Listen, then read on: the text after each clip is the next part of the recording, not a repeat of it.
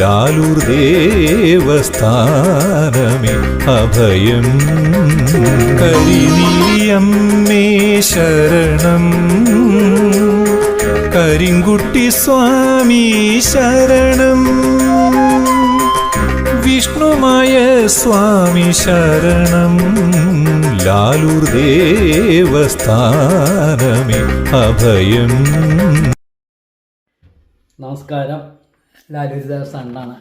ഇന്നത്തെ കാര്യം എന്ന് പറയുന്നത്, നമുക്ക് ഓരോ ചോദ്യങ്ങൾ ഉണ്ടാവില്ല. എല്ലാ ചോദ്യങ്ങൾക്കും ഉത്തരം കൊടുക്കുക എന്ന് പറഞ്ഞ സമയം ഒരുപാട് കിട്ടില്ല. അപ്പോൾ കിട്ടുന്നതിൽ ആവശ്യമെന്ന് ചോദിക്കുന്ന ചോദ്യങ്ങൾക്ക് ഇന്നത്തെ ചോദ്യം എന്താണെന്ന് വെച്ച് കഴിഞ്ഞിട്ടുണ്ടെങ്കിൽ, ഇന്നലെ ഞാൻ മുട്ടിറക്കാനായിട്ടൊരു വീഡിയോ ഇട്ടുണ്ടായിരുന്നു മുട്ടിറക്കലിനെ കുറിച്ച്. അപ്പോൾ ഇന്ന് അതിൻ്റെ ഒരു സംശയ ഭാഗമായിട്ട് ഇന്ന് ചോദിച്ചിട്ടുള്ളത് രക്തപുഷ്പാഞ്ജലി ചെയ്യാൻ പറ്റുമെന്നാണ്. അപ്പോൾ ഞാൻ ആദ്യത്തെ വീഡിയോകളിലൊക്കെ പറയാറുണ്ട്, നമ്മളെല്ലാ കർമ്മങ്ങളും പൂജാതി കർമ്മങ്ങളെല്ലാം ചെയ്യും. അതായത് ഞാൻ പറയാറുണ്ട്, ആഴ്ചയിൽ ചൊവ്വാഴ്ചയും വെള്ളിയാഴ്ച ഒഴിച്ച് ബാക്കിയുള്ള ദിവസമൊക്കെ സാധാരണ സ്വസ്തിക കർമ്മമാണ്. അത് കഴിഞ്ഞാൽ ചൊവ്വയും വെള്ളിയും മാത്രമാണ് ശാക്തേയ പൂജകളായിട്ട് ചെയ്യുന്നത്. അന്നാണ് മദ്യം മറ്റുള്ള ദിവസങ്ങളൊക്കെ സാധാരണ പൂജകൾ ചെയ്യണ പോലെ തന്നെ. അപ്പോൾ രക്തപുഷ്പാഞ്ജലി ചെയ്യുമോ എന്നാണ് ചോദിച്ചത്. അപ്പോൾ അതിനെക്കുറിച്ച് പറയുകയാണെങ്കിൽ രക്തപുഷ്പാഞ്ജലി ചെയ്യും, എല്ലാ പൂജാതി കർമ്മങ്ങളും ചെയ്യും. അപ്പോൾ രക്തപുഷ്പാഞ്ജലി എന്നൊക്കെ പറയുമ്പോൾ അതിനൊക്കെ ചെലവ് കൂടുതലാണ്. അപ്പോൾ ഇതെന്ത് ലാലൂർ ദേവസ്ഥാനത്ത് മാത്രം ഇങ്ങനെ പൈസ കൂടുതൽ പറയണേ, ഇയാൾക്ക് വേറെ പണിയൊന്നുമില്ല എന്ന് ചോദിക്കുന്ന ആൾക്കാരും ഉണ്ടാവാം. അതായത് രക്തചന്ദനം ഒറിജിനല് ഞാൻ ആദ്യം പറയാറുണ്ട്, ഇവിടെ അരയ്ക്കുന്ന നല്ല അരയ്ക്കുന്ന ചന്ദനം, ഒറിജിനൽ ചന്ദനം 40,000 45,000 രൂപയോളം വില വരുന്ന ഒറിജിനൽ ചന്ദനം കാലത്ത് അരച്ചിട്ട്, അതായത് മാസങ്ങൾക്ക് മുൻപ് കുറേ അരച്ച് വയ്ക്കല്ല, ഫ്രീ ആകുമ്പോൾ ഇരിക്കുമ്പോൾ അരച്ച് വയ്ക്കല്ല, കാലത്ത് ആദ്യം വന്ന് ചെയ്യുന്ന ഒരു കാര്യം അതാണ് ചന്ദനം അരയ്ക്കുക. ആ ചന്ദനാണ് നമ്മുടെ സ്വാമിക്ക്, അതായത് ഭഗവാന് ചാർത്തുന്നത് 5 പേർക്കും. മനസ്സിലായോ? അപ്പോൾ അത് കാശെലവുള്ളത് തന്നെയാണ്. അപ്പോൾ അതുപോലെ തന്നെ ഒറിജിനൽ രക്തചന്ദനം അരച്ച് അതിൽ 5 ഇതിലുള്ള ചെമ്പരത്തി, അത് മനസ്സിലാക്കണം. ചെമ്പരത്തി എന്ന് പറഞ്ഞാൽ ഇപ്പോൾ കട്ട ചെമ്പരത്തി ഒന്നല്ല, ഇപ്പോൾ ചെമ്പരത്തി ഒന്നും കിട്ടാനില്ല. എൻ്റെ ചെറുപ്പകാലത്തൊക്കെ വേലിയതൊക്കെയൊക്കെ നിന്നിരുന്നതാണ്. ഇപ്പോൾ ആർക്കും വേലിയില്ല, മതിലുകളായിരുന്നു. മതിലുകൾ ലോപിച്ചിപ്പോൾ എന്താ പറയുക, സ്നേഹമതിലായി. അപ്പോൾ അവിടെ ഒന്നും വേലിയോ ഒന്നും വെക്കാനില്ല, എല്ലാവരും ടൈൽസ് ഇട്ടു. ചെത്തിയും ചെമ്പരത്തിയൊന്നും കിട്ടാനില്ല. ചെത്തിപ്പൂവും മറ്റുള്ളതൊക്കെ നമുക്ക് മാർക്കറ്റിൽ കിട്ടും, ചെമ്പരത്തി മാർക്കറ്റിൽ കിട്ടില്ല. അത് വേലി അതൊക്കെന്ന് തന്നെ പൊട്ടിക്കണം. അപ്പോൾ മുൻകൂട്ടി പറഞ്ഞാൽ മാത്രമാണ് രക്തപുഷ്പാഞ്ജലി ചെയ്യാൻ പറ്റുള്ളൂ. പിന്നെ രക്തപുഷ്പാഞ്ജലി മറ്റുള്ള ക്ഷേത്രങ്ങളിൽ ചെയ്യണ പോലെ ഞാൻ ചെയ്യില്ല. വിട്ടുവീഴ്ചകൾ ചെയ്തിട്ടുള്ളൊരു പൂജാതി കർമ്മങ്ങൾ ഞാൻ ഇവിടെ ചെയ്യില്ല എന്ന് ആദ്യമേ പറഞ്ഞിട്ടുണ്ട്. അതായത് ഒറിജിനൽ രക്തചന്ദനം അരച്ച് ചെമ്പരത്തി പൂ മുക്കി അതിൻ്റെ മന്ത്രങ്ങളോട് കൂടിയിട്ട് നിങ്ങളുടെ ആവശ്യം പറഞ്ഞ് ജപിച്ച് അതിൻ്റേതായ രീതിയിൽ അർപ്പിക്കുന്നതാണ് രക്തപുഷ്പാഞ്ജലി. പിന്നെ വേറൊരു എക്സ്ക്യൂസ്, അതായത് വിട്ടുവീഴ്ചയോട് കൂടിയിട്ട് രക്തപുഷ്പാഞ്ജലി ചെയ്യാം. അതാവുമ്പോൾ ഒന്നുമില്ല, കുരുതി കൂട്ടിയിട്ട്, അറിയാലോ, മഞ്ഞളും ചുണ്ണാമ്പൊക്കെ കൂട്ടി കുരുതി കൂട്ടി, നമ്മൾ മുട്ടറക്കാനായിട്ട് കുരുതി കൂട്ടില്ലേ, ആ കുരുതിയിലേക്ക് മുക്കിയിട്ടും പുഷ്പാഞ്ജലി ചെയ്യാൻ പറ്റും. ശരിക്ക് അത് വിട്ടുവീഴ്ചയാണ്. കാര്യപ്രാപ്തി വരുന്നത് എന്തിനാണ്? ഒറിജിനൽ ശരിയായിട്ടുള്ള ഇത്. മറ്റേത് എക്സ്ക്യൂസ് ചെയ്യണതാണ്. ഞാൻ എക്സ്ക്യൂസ് ചെയ്തിട്ടുള്ള കർമ്മങ്ങൾ ചെയ്യാറില്ല. അതും ഇതുമായിട്ട് ഭയങ്കര ഡിഫറൻ്റ് ഉണ്ട്. ഒറിജിനൽ രക്തചന്ദനത്തിന് എത്രയാണ് രൂപ എന്നുള്ളത്, അതായത് ഒരു 3-4 ചെമ്പരത്തിപ്പൂവ് മുക്കിയിട്ട് അർപ്പിക്കണമെങ്കിൽ എത്ര ചന്ദനം അരയ്ക്കണം എന്നുള്ളതിൻ്റെ ക്വാണ്ടിറ്റി ഏകദേശം വരുന്നുള്ളത് നിങ്ങൾ ഗൂഗിളിൽ അടിച്ച് നോക്കിയാൽ അറിയാം. ഇപ്പം എല്ലാവരും കൈത്തുമ്പത്തുണ്ടല്ലോ ഗൂഗിള്, എല്ലാ വില നിലവാരങ്ങളും അറിയാം. അപ്പോൾ ചന്ദനത്തിൻ്റെ വില എത്രയാണെന്ന് നോക്കിയാൽ മതി. ആ ചന്ദനം അരയ്ക്കണം, പണിയുണ്ട്.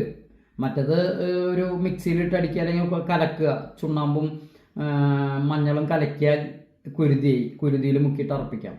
അതിന് ഫലപ്രാപ്തി എന്ന് പറയുന്നത് രക്തചന്ദനം അല്ല. നമ്മൾ രക്തപുഷ്പാഞ്ജലി എന്തിനാണ് ചെയ്യണത്? അത് അതിൻ്റെ കാര്യങ്ങൾ നടക്കണം. അപ്പോൾ ഒറിജിനൽ രക്തചന്ദന പുഷ്പാഞ്ജലി തന്നെ ചെയ്യണം. അല്ലാണ്ട് വെറുതെ ഒരു എക്സ്ക്യൂസ് ചെയ്തിട്ട് ഒരു പുഷ്പാഞ്ജലി ചെയ്തിട്ട് എന്താ കാര്യം? അതിന് ചെയ്യാതിരുന്നാൽ പോരെ. ഇപ്പം എന്നോട് ഇന്നാൾ ഞാൻ ചോദിച്ചപ്പോൾ പറഞ്ഞ നെയ്വിളക്കാണ് ഉത്തമം. അപ്പോൾ നെയ്വിളക്ക് കത്തിക്കാനായിട്ട് 10 രൂപ എത്രയോ ഏതൊരു ക്ഷേത്രത്തിലത്തെ കാര്യമാണെന്ന് ഒരാൾ എന്നോട് ചോദിച്ചത്. അപ്പോൾ ആ 10 രൂപ കൊടുത്തിട്ട് നെയ്വിളക്ക് കത്തിക്കണത് എണ്ണ വിളക്കിൻ്റെയും അതിനിപ്പോൾ കത്തിക്കാതിരുന്നാൽ പോരെ. എന്തിനിപ്പോൾ ഇത്ര കഷ്ടപ്പെട്ടിട്ട് കത്തിയിരിക്കണം? നമ്മൾ എന്തെങ്കിലും കാര്യങ്ങൾ ചെയ്യണമെങ്കിൽ അത് വൃത്തിയായിട്ട് ചെയ്യുക, അല്ലെങ്കിൽ ചെയ്യാതിരിക്കുക. അപ്പോൾ അതുപോലെ തന്നെയാണ് ഇവിടെ. ഒന്നുമില്ല ചെയ്യണമെങ്കിൽ വിട്ടുവീഴ്ചയില്ലാണ്ട് ചെയ്യുക, അല്ലെങ്കിൽ പിന്നെ അതിൽ നോക്കാതിരിക്കുക, അത് ചെയ്യാതിരിക്കുക. അപ്പോൾ രക്തപുഷ്പാഞ്ജലി എന്ന് പറഞ്ഞാൽ രക്തചന്ദനം അരച്ച് അതിൽ ചെമ്പരത്തിപ്പൂവും മുക്കി അർപ്പിക്കുന്നതിനെയാണ് രക്തപുഷ്പാഞ്ജലി ശരിയായിട്ടുള്ളത്. അതായത് കാളി അതിൻ്റെ ഗ്രന്ഥങ്ങളിലൊക്കെ ഉണ്ട് അത് കൃത്യമായിട്ട്. അതുപ്രകാരം ചെയ്യുക, അല്ലെങ്കിൽ ചെയ്യാതിരിക്കുക എന്നുള്ളതാണ്. ഞാൻ ചെയ്യില്ല. ഞാൻ ചെയ്യുമ്പോൾ അതിന് കാശ് കൂടുതലാണ്. ഒരു 1001 രൂപയെങ്കിലും വാങ്ങിച്ചാലാണ് രക്തപുഷ്പാഞ്ജലി ചെയ്യാൻ പറ്റുള്ളൂ. അത് മുൻകൂട്ടി പറഞ്ഞാലാണ് അത് ചെയ്യാൻ പറ്റുള്ളൂ. രക്തചന്ദനം അരയ്ക്കണം, അത് നല്ലൊരു പണിയാണ്. ചന്ദനം അരയ്ക്കാന്ന് പറഞ്ഞാൽ എളുപ്പമല്ല കേട്ടോ. മെഷീനൊക്കെ ഉള്ള പലയിടത്തും ഇപ്പോൾ മെഷീനാണ്, നമ്മുടെ അവിടെ ഒന്നും മെഷീനൊന്നും ഇല്ല. അരയ്ക്കണം. അതുപോലെ തന്നെ ചെമ്പരത്തി പൂ കണ്ടുപിടിക്കണം, അതിനൊക്കെ പണിയാണ്. അപ്പോൾ മുൻകൂട്ടി പറയുമ്പോഴാണ് രക്തപുഷ്പാഞ്ജലി ചെയ്യാൻ പറ്റുള്ളൂ. പിന്നെ വിട്ടുവീഴ്ചയോട് കൂടിയിട്ട് ഇവിടെ ചെയ്യുന്നില്ല. അതുകൊണ്ട് ഏകദേശം ഒരു 1001 രൂപയെങ്കിലും കിട്ടാണ്ട്, ചെലവ് കാശാണത്, ചെലവ് കാശെങ്കിലും കിട്ടാണ്ട് നമുക്കത് പുഷ്പാഞ്ജലി ചെയ്യാം. അല്ലാണ്ട് ദക്ഷിണ കാര്യങ്ങളല്ല ഞാൻ പറയുന്നത്. രക്തപുഷ്പാഞ്ജലി ചെയ്യാനായിട്ട് വളരെ ബുദ്ധിമുട്ടാണ്. അപ്പോൾ അതുകൊണ്ടാണ് 1001 രൂപയൊക്കെ പറയുമ്പോൾ അപ്പുറത്ത് 101 രൂപയല്ലേ ഉള്ളൂ, അവിടെ 51 രൂപയല്ലേ ഉള്ളൂ എന്ന് പറയണതും ലാലൂർ ദേവസ്ഥാനത്ത് ചെയ്യണതിൻ്റെ മാറ്റങ്ങൾ ഇതാണ്. ദൈവങ്ങളെല്ലായിടത്തും ഒന്നൊക്കെ തന്നെയാണ്, കർമ്മങ്ങളും ഒന്ന് തന്നെയാണ്, ചെയ്യുന്ന രീതികൾക്കാണ് മാറ്റം. ആ രീതികൾക്കാണ് പ്രധാനം.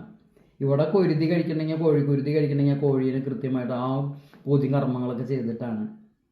അല്ലാണ്ട് കോഴി ഇവിടെ നേർച്ച വാങ്ങിച്ചു വെച്ചു അതിനെ അത് വില കെട്ടി കൊടുക്കുക അല്ലെങ്കിൽ ലേലം വിളിച്ച് കൊടുക്കലല്ല. അത് കൃത്യമായിട്ട് ഭഗവാനിലേക്ക് അർപ്പിക്കുകയാണ് ചെയ്യുക.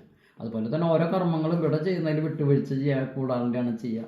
അതുകൊണ്ട് തന്നെ നമ്മൾ ഫലപ്രാപ്തിക്ക് വേണ്ടിയിട്ടാണ് ഞാൻ ഇവിടെ കർമ്മം ചെയ്യണത്. അല്ലാണ്ട് ലാഭം ഉണ്ടാക്കാനോ അതിൽ നിന്ന് കോടികൾ ഉണ്ടാക്കാനോ അതൊന്നല്ല. അപ്പോൾ എല്ലാവർക്കും ഞാൻ പറഞ്ഞതൊക്കെ മനസ്സിലായി എന്ന് വിചാരിക്കണം. എല്ലാവർക്കും ലാലൂർ ദേവസ്ഥാനം മൂർത്തികളുടെ അനുഗ്രഹം ഉണ്ടാവട്ടെ. ലാലൂർ ദേവസ്ഥാനമേ അഭയം, കരിനീലിയമ്മേ ശരണം,